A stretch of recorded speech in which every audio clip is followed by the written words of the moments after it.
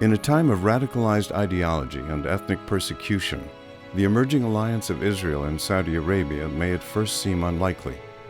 But with President Trump's withdrawal from the Iran nuclear deal, the converging interests of two of the most oppressive regimes in the region with those of the U.S. becomes ominous.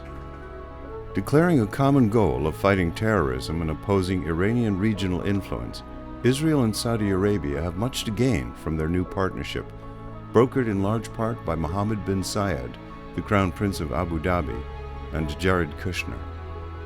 Israel gains a much-needed Arab ally. Saudi Arabia's recognition of Israel ensures continued U.S. support and validates the newly seated Saudi Crown Prince Mohammed bin Salman and his Saudi Vision 2030 initiative for supposedly more secular national identity. But what U.S. interests are served apart from massive arms sales to both nations?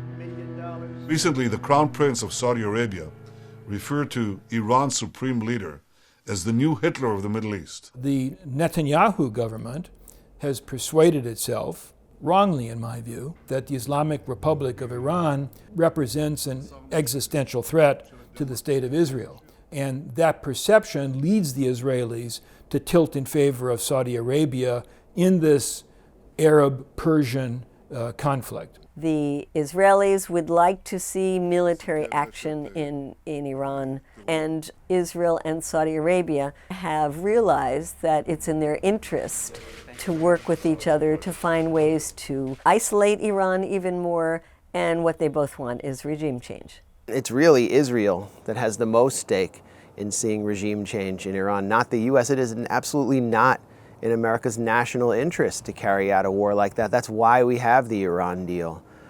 From even a purely imperial standpoint, the Iran deal is a good deal for the United States. It's prevented the nuclearization of Iran. It's obstructed Iran's ambitions to become a regional power, at least within its own periphery. And the United States can't live with it. I think that has to do a lot with Israeli meddling in our political system. But nevertheless, we're at a point now where the U.S. is out of that deal. For Israel, there's a good reason to be against Iran and to posit Iran as the great enemy, because it diverts attention from the Palestinian problem in Israel, and it makes it seem like Iran is the big problem in the Middle East, not the Israel-Palestine question. Saudi Arabia sees this as a way to flex its muscles and intimidate its neighbors. And for the United States, we're still caught in this mindset that goes all the way back to the Islamic Revolution and the hostage crisis that tells us Iran is our enemy.